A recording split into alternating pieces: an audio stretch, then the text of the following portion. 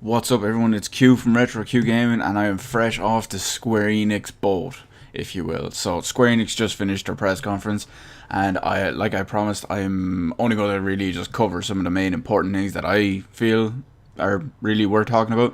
So, real quick, if you're interested in either the Final Fantasy VII full remake, Final Fantasy VII Steam version, Kingdom Hearts, Kingdom Hearts 3, well, it's separate Kingdom Hearts, Star Ocean, or Deus Ex Mankind, or a new announcement. If you're interested in any of those, this is the video for you. If it's not, I don't cover it in some of the other ones. So, first off, we'll start with the Final Fantasy VII Remake. As expected, it is first on PS4. It will be coming to some other platforms at some point, which we don't say. It just says first on PS4, and we'll have more details on this winter. So other than that, they just showed off the same trailer from yesterday. They've also confirmed that the Steam version of Final Fantasy VII that's being ported over to PS4 will be out at some point in the winter. And Final Fantasy VII Steam version will also be ported to iOS by the end of the summer. Now, I think that's a bit interesting that the iOS version will be coming first, simply because the game is already on Steam on PC, and the PS4 is a lot closer to PC hardware than an iOS device and a port for that. So, I mean, it really kind of shows their priorities on that one, if you will. After that, they kind of did another troll. They got the head of the Kingdom Hearts 3 division out, and he was like, "So, before we talk about that, have some Kingdom Hearts footage." Some people clapped, some people cheered, and then boom, we had a video for a mobile game on iPhone and Android called Square Enix Kingdom Hearts Unchained Key. So there wasn't really much on that. It was literally just a video. There wasn't much to say about it. And again, it's coming to iPhone and Android at some point. But then they got to the big guns and they whipped out Kingdom Hearts 3. So they had an interview with two people who were pretty high up in Disney animation, and they also confirmed that they're going to include the world from Tangled. So for those of you who, I'm pretty sure that's the one with the chick with the red hair.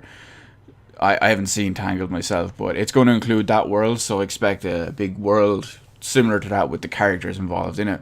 They also showed some more gameplay footage as well, and it looks like it's got a really huge world. It's got all the Kingdom Hearts staples that we know and love so far, but it also has really, really huge worlds. At one point, they jump off a cliff, and it's like literally jumping off a mountain, and it looks like it doesn't show them landing or anything like that, or a loading screen or nothing, but it actually does look like it's going to go all the way down and just be continued on down there and just land seamlessly and just go from wherever they land.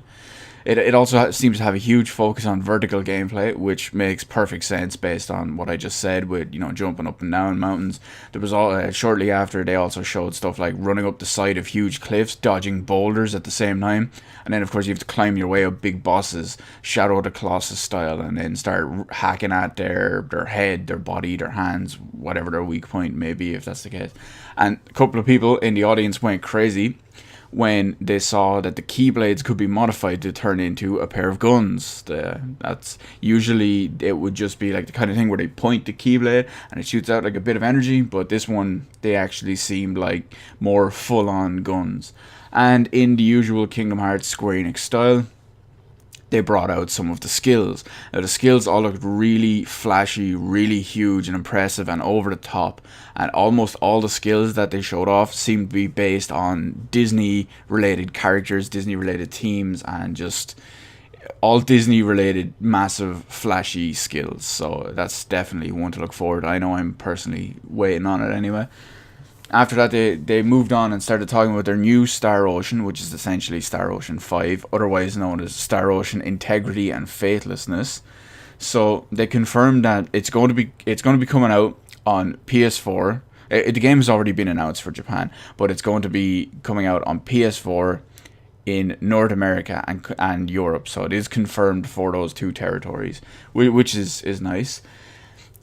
They showed off some of the rough gameplay at the moment, and what it is They showed off a lot of moving around the world and the in-game worlds. Not so much the star travel and all, but the actual in-game like lands and planets. And there was the roaming enemies, and it was really fluid transition from exploration to getting into battle and actually fighting. It was really fluid. It was really smooth transitioning in and out of battle. And instead of just going with standard cutscenes like we do in most role-playing games, they said that they're going to have two types of events, which is what they're calling cutscenes. So they're going to have really fluid and dynamic cutscenes.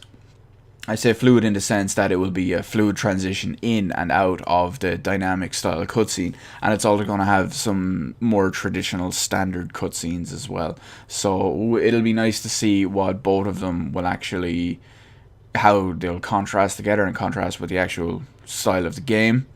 And it's as you'd expect, it's the evolution of the typical Star Ocean style combat, but because it's evolution, it changed a little bit and it makes it a little bit better, hopefully.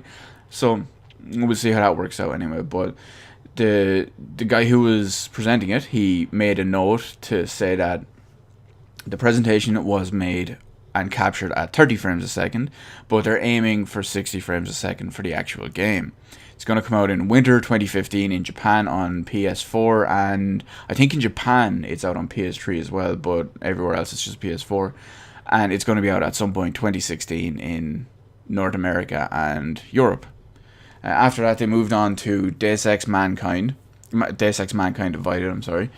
And because this game is only out on PC, Xbox One, and PS4, they're working on a brand new generation version of the engine that they have. So we've all seen the screenshots and the promotional shots that have come out so far. It looks great, it looks gorgeous, and it's set to it is a sequel to Human Revolution. It's set 2 years after Human Revolution. You still control Adam Jensen, and he basically lives in a world now where the augmented people are the outcasts, and they basically live in like almost shithole concentration camp style areas. Almost. I mean, they're still debatable that they're actual places to live. But Adam Jensen in particular, who you control, works for a special branch of Interpol. And because he's augmented and he has all the experience, he's pretty high up in Interpol. Now, what they've said he's also actually doing is he's kind of a double agent. He's like working for himself kind of thing to infiltrate Interpol to take out a group who he suspects has founded Interpol for their own interests. And that group is, of course, the Illuminati. So we'll see how that goes. Illuminati confirmed, exposed. Wow, I said I've been watching too much Review Tech USA lately. So obviously, because it's a sequel, there's going to be new weapons, new technology, new abilities, new skills. It's all going to be, a lot of it will most likely be based on augmentation. Say, Adam Jensen is augmented, so chances are we'll see his arm morph into something cooler, morph into something different, and yeah, it showed a bit of in-game stuff as well.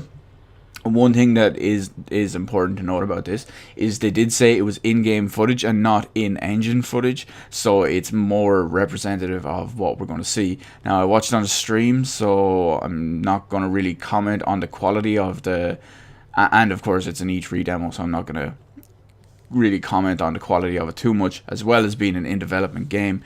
But I will say some of the graphical effects and the frame rate kind of suffered a bit, but again, that could be down to the stream, it could be down to the development of still going, it's still in progress development, or it could even be down to just the fact that they went really balls to the wall for an E3 demo, and it just kind of pushed the limits a bit too far.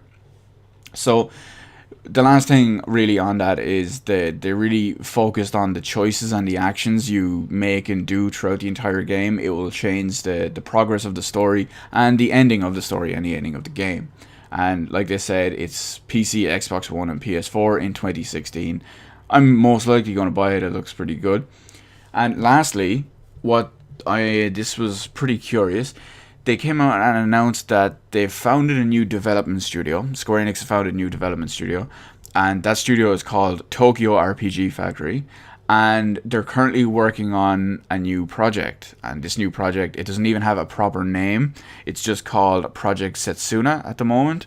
And they showed off some concept art. There's no gameplay or anything like that, but they did show off some concept art. And in that art, it was mostly a snowy, wintry world that they were showing off, with some kind of possible buried, ancient, lost technology that was possibly waking up for the first time, as well as what they showed off looked like maybe a town or a fort, and that seemed to be like it might have been like the world they're in isn't fully modernized, and it might be a little bit primitive, and maybe they're working their way back up through civilization after an extinction level event or something like that. We'll see how it goes anyway. It's scheduled for a global release in 2016. They didn't say what platform or anything like that. They just said it was scheduled for a global release in 2016. So we'll see how that goes once more information on it comes out. Given the fact that it's supposed to be out next year at some point, that we will most likely get a slew of info of that over the next, I'll say, 8 months, just because they're going to need to drum up hype for it and show off what they're selling. So that's basically it. I do want to throw in the fact that I found it very odd that there was no mention of Final Fantasy 15, which is very worrying for me, because I find it worrying in the sense that the game could still be two plus years away, and I mean that's a long time to wait, especially when they've already put out a demo, and they said the game is about 60% complete. So I mean it could still be 2 or 3 years at that point.